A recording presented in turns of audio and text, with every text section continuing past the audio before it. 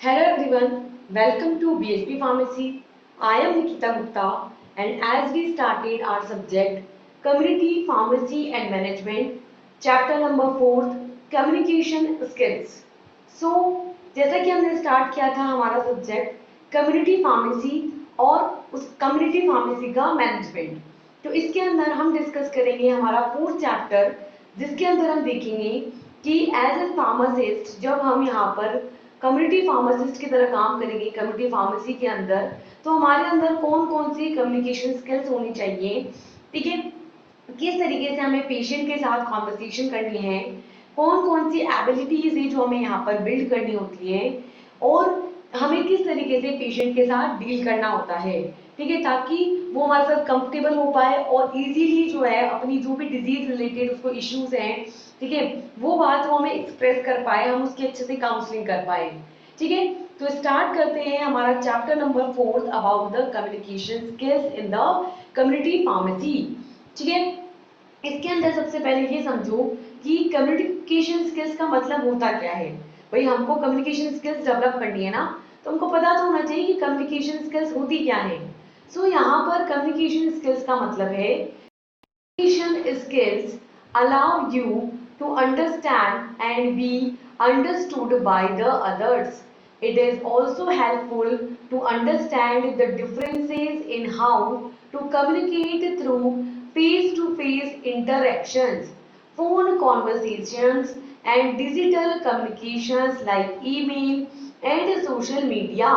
These can include, but are not limited to effectively communicating ideas to the others, actively listening in conversations, giving and receiving the critical feedback, and public speaking.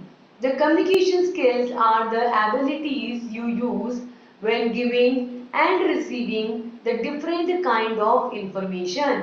So क्या समझते हैं हम communication skill से? Communication skills का मतलब ये होता है कि किस तरीके से आप अपनी बात को दूसरों को समझा सकते हैं और किस तरीके से आप दूसरों की बात को समझ सकते हैं। ठीक है, कम्युनिकेशन स्किल्स की हेल्प से आप दूसरों की बात को समझ सकते हैं और अपनी बात को दूसरों को समझा सकते हैं। ठीक है, बाय यूजिंग द कॉन्वर्सेशन, आप बातचीत करके या किसी भी नेटवर्क के थ्रू, ठीक है, इंटरनेट ऑल्सो इसमें यूजफुल है कि अगर आप व्हाट्सएप पे चैट कर रहे हैं, कॉल पे बात कर रहे हैं, फेस टू फेस इंटरेक्शन कर रहे हैं, किसी भी तरीके से आप अपनी बात सामने वाले को पहुंचा सकते हैं और उसकी बात को समझ सकते हैं, तो उसको क्या बोलते हैं? कम्युनिकेशन स्किल्स बोलते हैं। इस कम्युनिकेशन स्किल्स की हेल्प से हम ये समझ सकते हैं कि जो दो लोग हैं, ठीक है, उनके बीच में कोई भी बात है तो उसको समझा जा सकता है, उसको एक्सप्लेन किया जा सकता है, उसको बताया जा सकता है। ठीक है, तो यहाँ पर जो भी डिफरेंसेस है ओपिनियन में हो सकते हैं, थॉट प्रोसेस में हो सकते हैं, उसको यहाँ पर समझा जा सकता है। ठीक है, और यहाँ पर कि किस तरीके से हम यहाँ पर फेस टू फेस इंटरेक्शन करेंगे। फेस टू फेस इंटरेक्शन का मतलब है कि दो लोग आपस में मिलेंगे और एक दूसरे से सीधे डायरेक्टली बात करेंगे, तो फेस टू फेस इंटरेक्शन के थ्रू यहाँ पे बातचीत हो सकती है, फोन कॉन्वर्सेशंस के थ्रू ऑन कॉल बात हो सकती है, या डिजिटल कम्युनिकेशन जैसे कि ईमेल हो गया, सोशल मीडिया जैसे व्हाट्सएप, इंस्टाग्राम, ठीक है, या फेसबुक, जो भी चैट के जो भी तरीके हैं जिसमें चैटिंग होती है, टेलीग्राम, जो भी ये सब कम्युनिकेशन मीडियम है, इनके थ्रू आप अपनी बात पहुंचा सकते हो। तो डिजिटल कम्युनिकेशन हो सकता है, फोन कॉन्वर्सेशन हो सकता है, फेस टू फेस इंटरेक्शन हो सकता है। इन सभी के थ्रू हम क्या करते हैं? हमारी बात को सामने वाले इंसान तक पहुंचाते हैं। ठीक है, इसके अंदर क्या आता है? इसके अंदर ये सब आता है, लेकिन इसके अलावा और भी बहुत सारी चीजें आती हैं। ठीक है, इसका मतलब सिर्फ ये नहीं कि सिर्फ अपनी बात को किसी एक इंसान तक पहुंचाना, बल्कि बहुत सारे लोगों तक पहुंचाना भी आ सकता है। पब्लिक स्पीकिंग भी इसी कम्युनिकेशन का पार्ट होगा। ठीक है, तो इसके अंदर जो है बहुत सारी चीजें आती है, दो लोगों तक लिमिटेड नहीं है। ठीक है, तो इसके अंदर जो इफेक्टिव कम्युनिकेशन होता है उसके थ्रू जो आपके आइडियाज होते हैं, आपके विचार होते हैं, वो दूसरों तक पहुंचते हैं। दूसरों के अंदर वो एक इंसान भी हो सकता है, एक ग्रुप भी हो सकता है, और पब्लिक बहुत सारे हजारों लोग भी हो सकते हैं। ठीक है, तो यहाँ पर क्या होता है? एक्टिव लिसनिंग के थ्रू, ठीक है, जब कॉन्वर्सेशन हो रही है, बातचीत हो रही है, उसके अंदर एक्टिव लिसनिंग हो रही है, कोई आपकी बात को ध्यान से सुन रहा है, ठीक है, और उस कॉन्वर्सेशन पर उसको प्रॉपरली रिसीव कर रहा है कि आप क्या कह रहे हो, और उसके बाद उस पर एक अप्रोप्रिएट फीडबैक दे रहा है। ठीक है, तो ये इसके अंदर इंक्लूड होता है। और साथ में इसके अंदर पब्लिक स्पीकिंग भी आती है, जिसके अंदर एक पर्सन बहुत सारे ग्रुप ऑफ पर्संस को अपनी बात जो है पहुंचा रहा होता है। ठीक है, ये जो कम्युनिकेशन स्किल्स हैं, ये वो स्किल्स होती है, वो एबिलिटीज होती हैं जिसके थ्रू हम डिफरेंट टाइप की जो इंफॉर्मेशन होती है उसको देते भी हैं और साथ में लेते भी हैं। ठीक है, हम अपनी बात भी सामने वाले तक पहुंचाते हैं और सामने वाले का जो फीडबैक होता है उसको भी रिसीव करते हैं। तो कम्युनिकेशन स्किल्स के थ्रू जो है हम अलग अलग तरीके से अपनी बात को क्या कर सकते हैं, साझा कर सकते हैं, हमारी सोच को क्या कर सकते हैं, साझा कर सकते हैं। साझा कर सकते हैं मतलब एक दूसरे को बता सकते हैं, समझा सकते हैं। ठीक है, ये जो कम्युनिकेशन स्किल्स होती हैं दो टाइप की होती हैं। There is types of a communication skills. ठीक है, कम्युनिकेशन स्किल्स के जो हैं दो मेजर टाइप होते हैं। कौन कौन से? There are two types of communication skills. First is the verbal communication and second is the non verbal communication. Communication skills दो टाइप की होती है, verbal and non verbal. Verbal जिसको बोल के बताया जाएगा, और नॉन वर्बल जिसमें बोला नहीं जाता जैसे फेशियल एक्सप्रेशन के थ्रू बताना, ठीक है, या किसी साइन के थ्रू बताना, तो वो होते हैं नॉन वर्बल, जिसमें बोला नहीं जाता, ये लिखा जाता है। रिटर्न भी इसी में आएगा। ठीक है, सॉरी, रिटर्न भी वर्बल नहीं है। ठीक है, तो दो टाइप के आपके, वर्बल और नॉन वर्बल। वर्बल जिसमें बोला जाएगा, नॉन वर्बल जिसमें बोला नहीं जाएगा। तो फर्स्ट है आपकी verbal communication. It is the most basic type of communication skills. The verbal communication therefore requires both a speaker or a writer to transmit the message and a listener or a reader to make sense of these messages. This page discusses both part of the process. Everyone uses this type to convey their message to the others. Even you also use this communication skills. This verbal communication is known as the communication which we do with the help of the words. ठीक है, तो communication जो verbal communication होता है ये बहुत ही basic type का है, जिसे मैं भी करती हूँ, अभी बोल करके आपको समझा रही हूँ। ठीक है, तो ये क्या कॉमन टाइप है कम्युनिकेशन स्किल्स का। जो वर्बल कम्युनिकेशन होती है इसके अंदर दोनों की नीड होती है। एक तो स्पीकर होता है जो बोल रहा होता है, ये राइटर होता है जो लिख करके अपनी बात को बोल रहा होता है, लिख करके बोल रहा होता है, वो है ना, लिख करके बता रहा होता है। तो स्पीकर होता है जो बोल करके, या राइटर होता है जो लिख करके अपनी बात को या अपने मैसेज को ट्रांसमिट करता है। और दूसरा आपके लिसनर होता है जो बात को सुनता है। ठीक है, तो दूसरा होता है लिसनर, सुनने वाला, या अगर लिखा गया है तो पढ़ने वाला, जो उस मैसेज को पढ़ करके समझता है, उसको सेंस करता है। ठीक है, इसके अंदर क्या होता है, दोनों पार्ट्स होते हैं, एक बोलने वाला, एक सुनने वाला होता है, या एक लिखने वाला और एक पढ़ने वाला होता है। तो इस स्पीच के अंदर इस प्रोसेस के अंदर दोनों पार्ट्स होते हैं। ठीक है, आइदर वो एक एक्सप्रेस करने वाला होगा और एक होगा उस एक्सप्रेशन को अंडरटेक करने वाला, उसको लेने वाला। ठीक है, तो हर कोई जो है अपने मैसेज को दूसरे लोगों को कन्वे करने के लिए, बताने के लिए इस टाइप को यूज करता है। इवन हम खुद भी जो है इसी टाइप को यूज कर रहे हैं अभी, है ना, हम भी इसी टाइप के थ्रू, मैं भी इसी टाइप के थ्रू आपको बता रही हूँ सारी चीजें। तो हम भी जो है इसी कम्युनिकेशन स्किल्स को यूज करते हैं।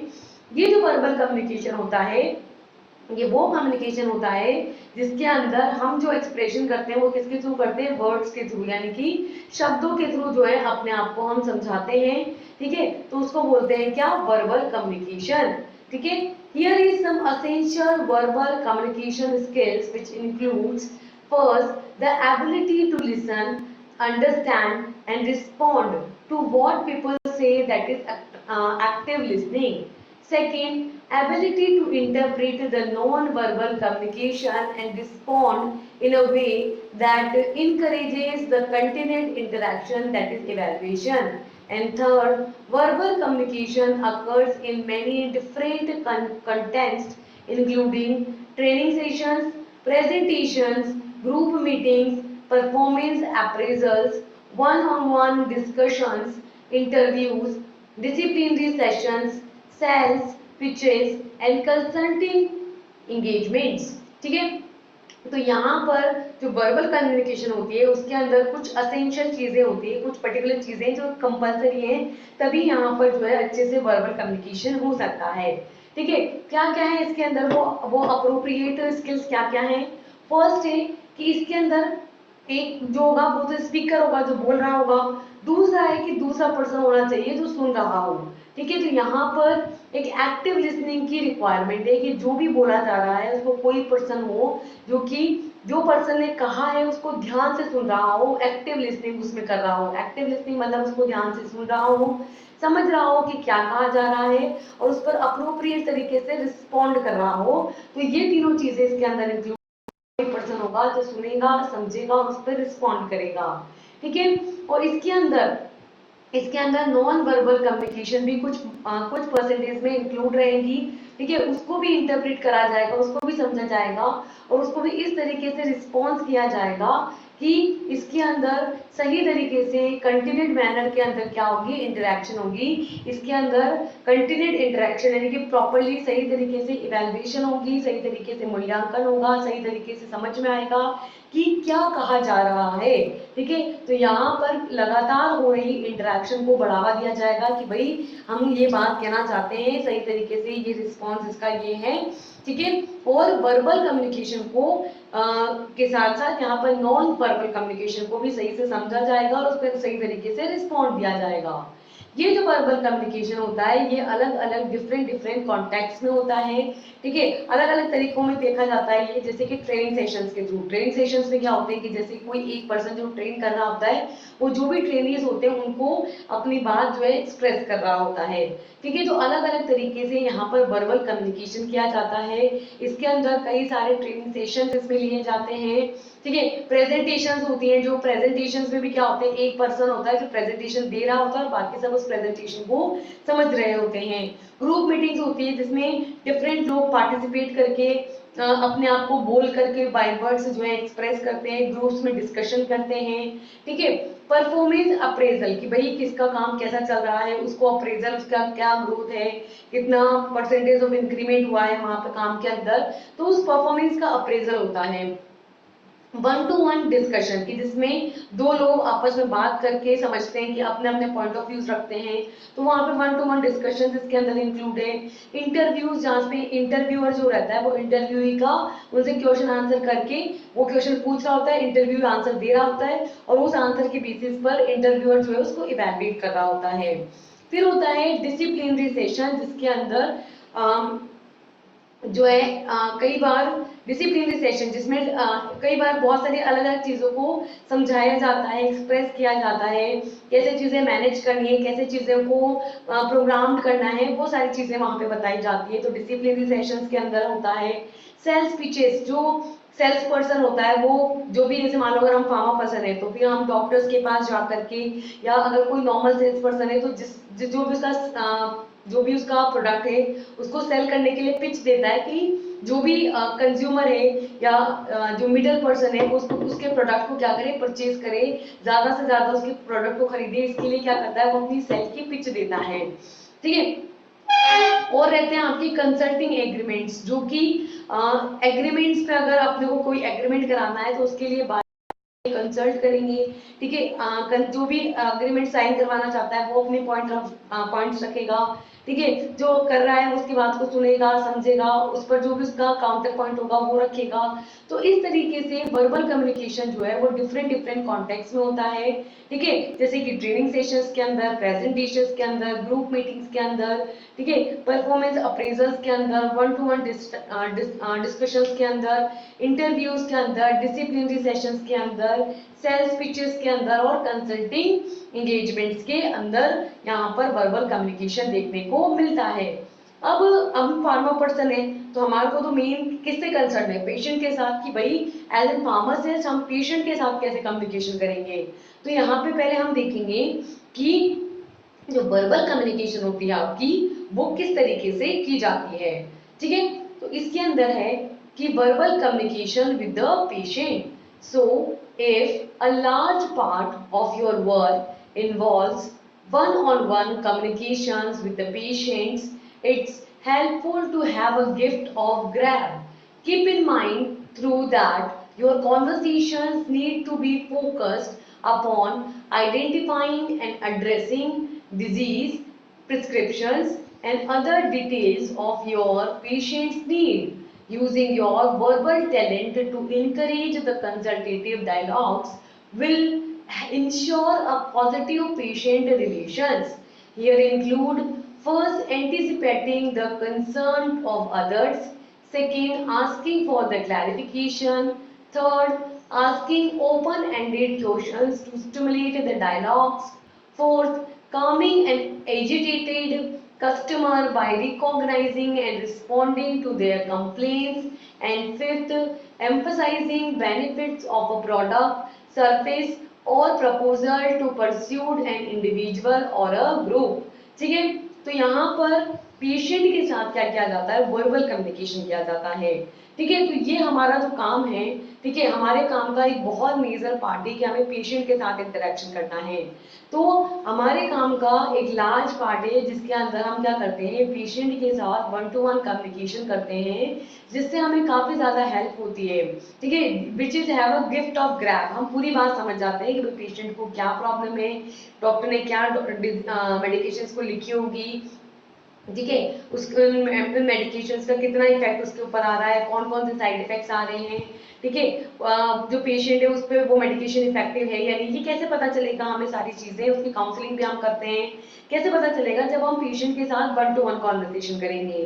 ठीक है, तो यहाँ पर हमें उस कॉन्वर्सेशन के टाइम पर कुछ चीजों को अपने माइंड में रखना है कि हम फोकस करना है किसके ऊपर, पहचान करने पर, हमें पर्सन को, पेशेंट को पहचानना है, उसको एड्रेस करना है कि इस पेशेंट की बात हो रही है, उसकी डिजीज कंडीशन को समझना है, उसके प्रिस्क्रिप्शन को, जो डॉक्टर का पर्चा उसको लिखा के लाया है, ये समझना है कि उस पेशेंट के अकॉर्डिंग उसमें जो भी मेडिकेशन लिखी है वो उसके लिए अप्रोप्रिएट है, उसके प्रिस्क्रिप्शन को रीड आउट करना है, और उस पेशेंट की जो भी नेसेसरी डिटेल्स है वो सब हमें उस प्रिस्क्रिप्शन के थ्रू, उस पेशेंट के थ्रू के साथ जो कॉन्वर्सेशन हमारी हो रही है उसके थ्रू हमको यहाँ पे पता चलेगा। तो जब हम यहाँ पर पेशेंट के साथ वर्बल कॉन्वर्सेशन करेंगे, वर्बल टैलेंट करेंगे, तो इसकी वजह से जो है कंसल्टेटिव डायलॉग्स हम यहाँ पे एक्सचेंज करेंगे, उसकी वजह से, ठीक है, यहाँ पर और क्या होगा, पेशेंट और फार्मासिस्ट के बीच में रिलेशनशिप जो है वो भी स्ट्रांग होगा, वो भी पॉजिटिव होगा, पेशेंट जो है कंफर्टेबल हो पाएगा फार्मासिस्ट के साथ, और जो भी उसकी प्रॉब्लम है उसको इजी वे में जो है एक्सप्लेन कर पाएगा फार्मासिस्ट को, जिसकी वजह से उसकी प्रॉपर काउंसलिंग हो पाएगी और उसकी जो भी स्टेट है, डिजीज स्टेट, उसको क्योर करने में हेल्प मिलेगी। ठीक है, तो यहाँ पर वर्बल कम्युनिकेशन जब किया जाएगा पेशेंट के साथ तो क्या क्या होगा, उस जो दूसरे जो लोग हैं उनके साथ जो कंसर्न है वो एंटिसिपेट होगा, मतलब उसका एक पॉजिटिव इफेक्ट देखने को मिलेगा। सेकंड, कुछ चीजों को लेकर के अगर हमें नहीं समझ में आ रहा है कि मेडिकेशन पेशेंट के अकॉर्डिंग सही है या नहीं है, या इस मेडिकेशन को पेशेंट को देना चाहिए या नहीं देना चाहिए, ये बिल्कुल ऐसी बात है कि कि मान लो कोई डिजीज है, ठीक है, पेशेंट को हम किसी एक पर्टिकुलर डिजीज की मेडिकेशन दे रहे हैं, लेकिन पेशेंट को जो है किडनी प्रॉब्लम भी है साथ में, ठीक है, तो अब हम उसको ये डिसाइड करेंगे कि जैसे अगर डॉक्टर ने उसको कोई दवाई लिखी है तो हम ये डिसाइड करेंगे कि भाई उसको किडनी प्रॉब्लम है, तो हम उसके लिए, उस डिजीज के लिए जो सिंपल मेडिकेशन दी जाती है वो दे सकते हैं या नहीं, ठीक है, क्योंकि हो सकता है कि किडनी की कंडीशन में, ठीक है, वो नहीं दे करके हमें कोई दूसरा अल्टरनेटिव देना चाहिए, तो हमें बहुत सारी चीजों को लेकर के क्लैरिफिकेशन यहाँ पर मिलेंगे। ठीक है, और हम यहाँ पर सिंपली अपने डायलॉग्स के थ्रू, अपने बातचीत के थ्रू उससे ओपन एंडेड क्वेश्चन कर सकते हैं, सीधा हम सिंपली उससे चीजें जो भी हमको डाउट है कि भाई क्या कंडीशन है, कैसा है, क्या नहीं, तो नॉर्मल थोड़ी बहुत बातचीत करके हम जो है उससे चीजों को समझ सकते हैं कि भाई प्रॉब्लम क्या है पेशेंट को, कैसे उसको सॉल्व करना है। ठीक है, और हम क्या करेंगे यहाँ पर, जो भी उसकी कंप्लेन है, अगर मान लो उसको असर नहीं हो रहा उस मेडिकेशन का, या उसको कोई साइड इफेक्ट आ रहे हैं, तो जब हम उसके साथ एक प्रॉपर कम्युनिकेशन कर पा रहे होंगे, तभी क्या करेंगे, वो अपनी कंप्लेन को हमको बता पाएगा, और हम उसके कंप्लेन के रिस्पॉन्ड में, ठीक है, उसका रिस्पॉन्स दे पाएंगे, हम उसकी कंप्लेन को रिकॉग्नाइज कर पाएंगे, उसकी पहचान कर पाएंगे, उसको जान पाएंगे कि भाई ये इसको प्रॉब्लम है, और फिर उस कंप्लेन के एक अप्रोप्रिएट रिस्पॉन्स दे पाएंगे कि भाई हाँ प्रॉब्लम होती है इसके अंदर, लेकिन धीरे धीरे इफेक्ट दिखेगा। ठीक है, या अगर नहीं होगा ऐसा तो हम ये भी बोलेंगे कि भाई ठीक है, अगर ये प्रॉब्लम आ रही है तो इसको मत लो, ठीक है, इसकी जगह ये ले लो। ठीक है। तो जो भी उसकी प्रॉब्लम है उसको हम यहाँ पे समझ पाएंगे, उसको अप्रोप्रिएट रिस्पॉन्स कर पाएंगे, और हम कस्टमर को जो है बिना घबराए उसको शांत करा पाएंगे कि तुम शांत रहो, हम समझते हैं तुम्हारी बात को, तुम क्या कहना चाह रहे हो, और फिर उसके अकॉर्डिंग एक अप्रोप्रिएट रिस्पॉन्ड हम यहाँ पे देंगे। ठीक है। इसके अलावा जो भी प्रोडक्ट के बेनिफिट्स हैं उनको एम्फसाइज किया जाएगा, उनको बताया जाएगा कि भाई इस प्रोडक्ट के ये बेनिफिट्स हैं, ये सर्विसेज हम तुम्हें यहाँ पे प्रोवाइड करेंगे, ये चीजें तुम्हें दी जाएंगी। ठीक है। और उनको किसी भी पर्टिकुलर पर्सन को या किसी भी जो ग्रुप है उसको हम डिफरेंट प्रपोजल देंगे कि भाई ये ले लो इसमें तुम्हारा ये फायदा है, ठीक है, या ये ले लो इसमें तुम्हारा ये फायदा है लेकिन ये नुकसान है तुम्हारा। ठीक है। तो जो भी उसको बात है हम क्लियरली जब हम प्रॉपरली कम्युनिकेट कर सकते होंगे तो हम प्रोडक्ट के बेनिफिट्स, सर्विस के बेनिफिट्स और डिफरेंट पर्पस जो है उसको हम बता पाएंगे। तो ये इस तरीके से यहाँ पर जो कम्युनिकेशन है पेशेंट के साथ वो क्या होगी, इफेक्टिव होगी। ये हुआ हमारा फर्स्ट वर्बल कम्युनिकेशन। सेकेंड है नॉन वर्बल कम्युनिकेशन।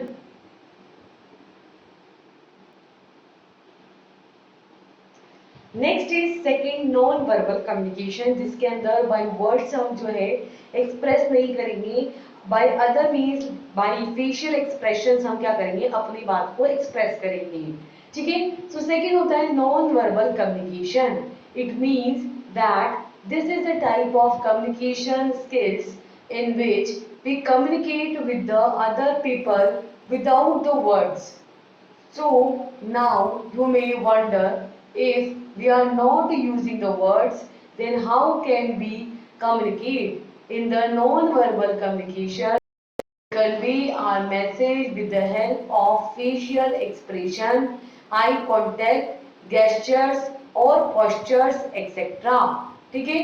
तो सेकंड होता है आपकी नॉन वर्बल कम्युनिकेशन।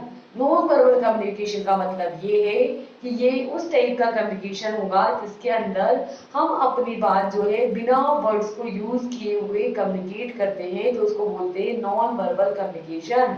और आपको इस बात को जान करके हैरानी होगी कि जबकि हम इसके अंदर वर्ड्स को यूज नहीं कर रहे हैं तो कैसे हम यहाँ पर कम्युनिकेट करेंगे। तो जो नॉन वर्बल कम्युनिकेशन होता है उसके अंदर हम अपने मैसेजेस को फेशियल एक्सप्रेशंस के थ्रू, चेहरे के हाव भाव के थ्रू, आई कांटेक्ट के थ्रू, ठीक है, फेशियल गेस्चर्स के थ्रू, फेशियल बॉडी पोस्चर के थ्रू क्या करते हैं, एक्सप्रेस करते हैं।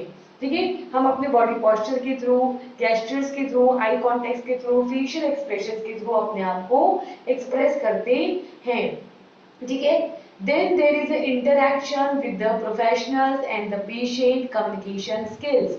Here is effective communication between the pharmacist and the physician, nurses and other pharmacists is essential.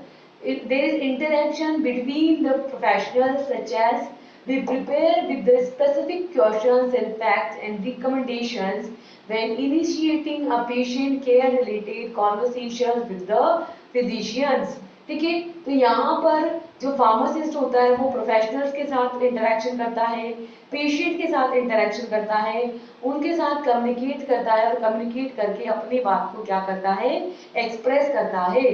तो यहाँ पर फिजिशियन और फार्मासिस्ट के बीच में इफेक्टिव कम्युनिकेशन होता है।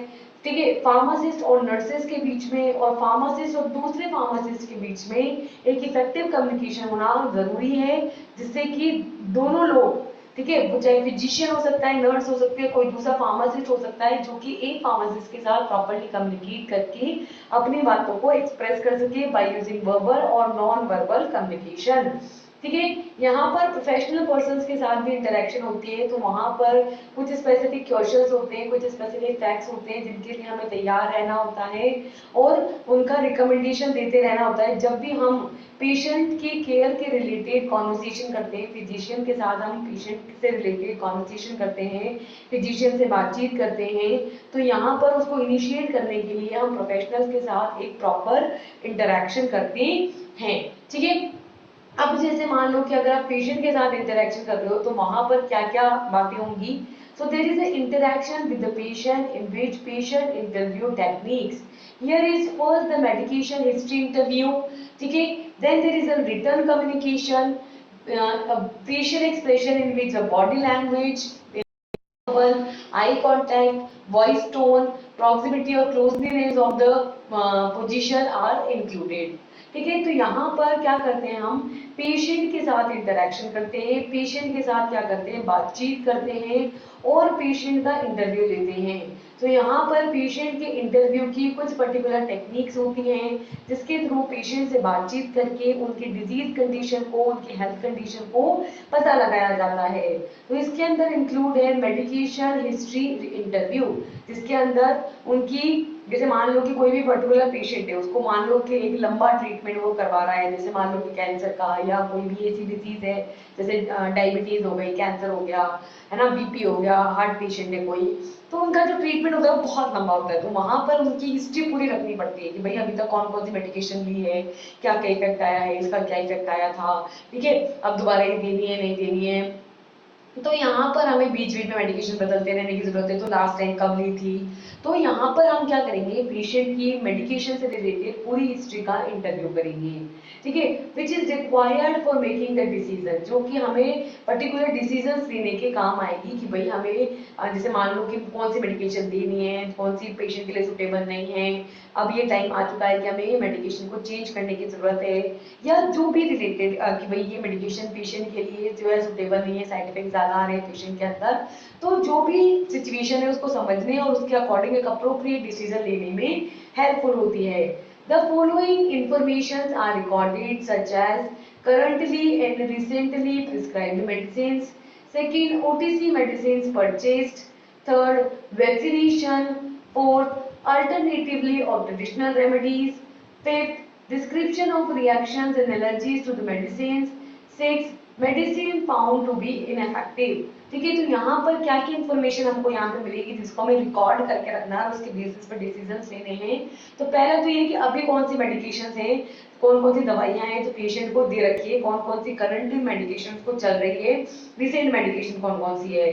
सेकंड, कौन कौन सी ओटीसी ड्रग्स हैं, यानी ओटीसी मतलब ओवर द काउंटर ड्रग्स जो वो बिना प्रिस्क्रिप्शन के ले रहा है, ठीक है। थर्ड, वैक्सीनेशन, कि भाई उसको किस किस चीज के टीके लगे हुए हैं, कौन कौन सी चीजें जिससे वो वैक्सीनेट है और कौन किससे वैक्सीनेट नहीं है, उसको टीके लगे हुए नहीं लगे हुए, ठीक है। अगर किसी मेडिकेशन के साइड इफेक्ट्स आ रहे हैं ज्यादा या वो उसके लिए इफेक्टिव नहीं हो रही है तो वो पता कर सकते हैं और उसके बदले में कोई अल्टरनेटिव या कोई ट्रेडिशनल रेमेडी भी हम उसको बता सकते हैं। फिफ्थ है कि जो भी मेडिसिन वो ले रहा है उसकी क्या क्या रिएक्शन हो रही है, क्या क्या इफेक्ट आ रहा है और कौन कौन सी एलर्जीज मेडिसिन से हो रही है ये पता कर सकते हैं। और ये भी पता कर सकते हैं कि जो मेडिसिन दी जा रही है वो उसके लिए कितनी इफेक्टिव हो रही है या कितनी इनइफेक्टिव हो रही है, कि वो असर कर भी रही है या है। ये हम यहाँ पर उसकी मेडिकेशन हिस्ट्री इंटरव्यू से पता कर लेंगे, ठीक है। तो अब यहाँ पर हम एक तो वर्बल करते हैं, ओरली कम्युनिकेशन करते हैं, एक करते हैं रिटर्न। रिटर्न मतलब कि लिख करके अलग अलग तरीके से हो सकता है, जैसे व्हाट्सएप चैट पे भी आप लिखते हो, मेल्स में आप लिखते हो, लेटर्स लिखते थे पहले जमाने में, पत्र लिखते थे तो लेटर्स लिखते हो, न्यूज़पेपर में भी लिखा हुआ आता है, ठीक है। तो जहां पर भी हम वर्ड्स को लिख करके एक्सप्रेस करते हैं वो सब रिटर्न है, जहां पर एक पर्सन होगा जो लिख रहा होगा और दूसरा होगा जिसको पढ़ रहा होगा और पढ़ करके जो है कम्युनिकेट कर रहा होगा, ठीक है। So return communication is one of the types of communication skill. In this communication skill, we communicate with the other people by writing the words. No matter which source we are using to write and send our messages, it will be considered as a written communication. It has a lots of examples like writing the letter, emails or sending the messages. All these are examples of the written communication. ठीक है, तो return communication जो है वो communication skills का ही एक type होता है। ये जो कम्युनिकेशन स्किल होती है इसके अंदर हम लिख करके लिखे हुए वर्ड्स के थ्रू जो है दूसरे लोगों के साथ कम्युनिकेट करते हैं और इसके अंदर इस बात से कोई मतलब नहीं है कि हम किस सोर्स के थ्रू लिख रहे हैं, किस सोर्स के थ्रू हम अपने मैसेज को सेंड कर रहे हैं, कन्वे कर रहे हैं, ठीक है। बस इतनी सी बात है कि वो लिखा हुआ होना चाहिए। अगर वो लिखा हुआ है तो उसे हम रिटर्न कम्युनिकेशन के अंदर कंसिडर करेंगे। इसके काफी सारे एग्जाम्पल है, जैसे कि लेटर्स लिखना, पत्र लिखना, ईमेल्स लिखना, ये चैट बॉक्स में मैसेजेस को लिखना, लिख करके सेंड करना, वो सब रिटर्न कम्युनिकेशन के अंदर आएगा और ये सभी जो है रिटर्न कम्युनिकेशन के एग्जाम्पल होते हैं, ठीक है। इसके अलावा हम कैसे कम्युनिकेट कर सकते हैं, हमारी बॉडी लैंग्वेज के थ्रू।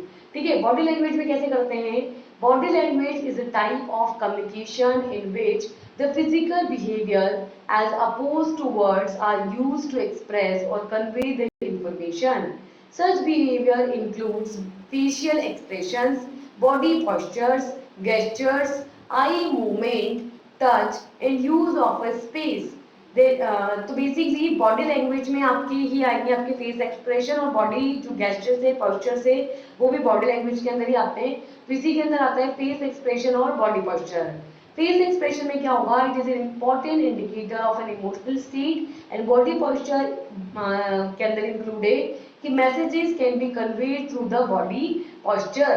ठीक है, तो बॉडी लैंग्वेज के अंदर क्या है? बॉडी लैंग्वेज कम्युनिकेशन का वो टाइप होता है जिसके अंदर हम क्या करते हैं, हमारे फिजिकल बिहेवियर के साथ, फिजिकल बिहेवियर के थ्रू जो है, ठीक है, वर्ड्स के थ्रू नहीं, हमारे फिजिकल बिहेवियर के थ्रू जो है अपनी बात को, अपनी इंफॉर्मेशन को एक्सप्रेस करते हैं, कन्वे करते हैं.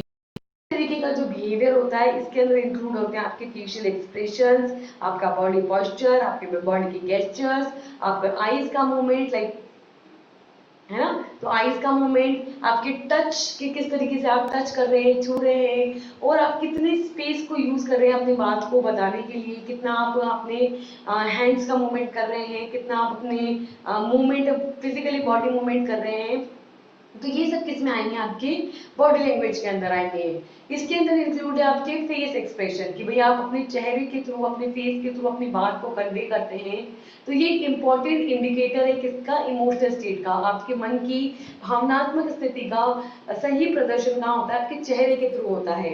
तो फेस एक्सप्रेशन के थ्रू हम अपने फेशियल इमोशनल स्टेट को एक्सप्रेस करते हैं. ठीक है, इसी तरीके से बॉडी पोस्चर के थ्रू जो है, बॉडी पोस्चर के थ्रू भी हम क्या करते हैं? अपने मैसेज को कन्वे करते हैं, अपने मैसेज को बताते हैं कि भाई बस बहुत हो गया, अब आगे कुछ बोलने की जरूरत नहीं है, कुछ और करने की जरूरत नहीं है. तो सिंपली आपको कुछ बोलना नहीं है, सिंपली आपको सिर्फ एक्सप्रेस करना है अपने बॉडी पोस्चर से, और सामने वाले को आपकी बात पता चल जाएगी, बस बहुत हो चुका है.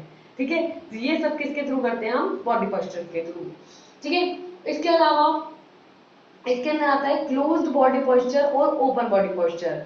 क्लोज्ड बॉडी पोस्चर का मतलब है person sitting with his leg and arms closed like this in front of their body. This prevents or hinder the free flow of information. Second is the open body posture, which is the relaxed tense with the uncrossed legs and arms, and it tends to ease of communication. ठीक है, तो दो तरीके से बात होती है. तो एक तो सिंपली आप ऐसे हैंड फोल्ड करके, लेग्स फोल्ड करके बैठे हो, और आप जो है जब इस तरीके से बैठोगे तो क्या होगा कि पर्सन का जो कोई सामने वाला इंसान अगर अपनी बात बोलना चाह रहा है ना, तो वहां पर वो एकदम फ्री फ्लोइंग तरीके से अपनी बात नहीं बोल पाएगा. ठीक है, तो इस तरीके से जब एक्सप्रेशन होगा तो वहां पर इंफॉर्मेशन जो है वो फ्री फ्लोइंग नहीं होगी, वो इंफॉर्मेशन जो है हिंडर होगी. ठीक है, उसके अंदर रुकावट होगी, वो प्रॉपरली कम्युनिकेट नहीं हो पाएगा. तो जब कोई पर्सन ऐसे अपनी बॉडी में क्लोज्ड लेग्स और आर्म्स की कंडीशन में बैठता है तो वहां पर इंफॉर्मेशन जो है उसमें हिंड्रेंस होती है. जबकि अगर वो ओपन बॉडी पोस्चर के साथ बैठता है, मतलब सिंपली रिलैक्स होकर एकदम पैर अनक्रॉस होकर के, लेग्स हाथ और पैर एकदम खुले खुले हैं और आराम से बात कर रहा है अपने तरीके से. ठीक है, तो वहां पर कम्युनिकेशन जो है वो आसान हो जाता है, बेहतरीन हो जाता है. ठीक है, सेकंड नेक्स्ट होता है आई कांटेक्ट. सिंपली आंखों के थ्रू बात करना. लाइक जैसे अगर हमने हाँ करना है तो मैंने सिंपली पल के झपका दिया, इसका मतलब हाँ समझ गए बात को. ठीक है, ठीक है, कई बार आप किसी कोई बोल रहा है, आप उसकी बात सुन रहे हो.